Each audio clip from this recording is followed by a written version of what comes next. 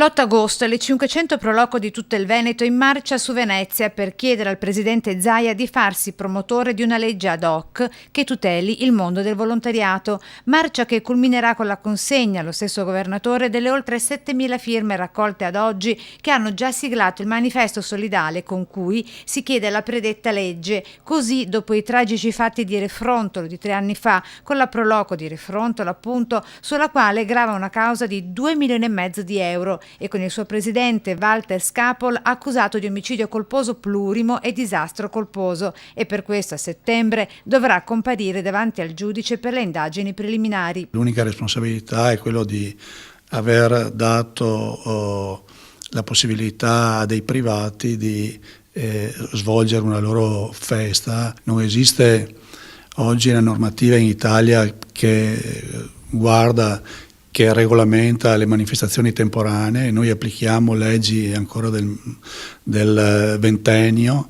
Martedì 8 agosto il corteo partirà dal mattino presto dalla stazione di Venezia.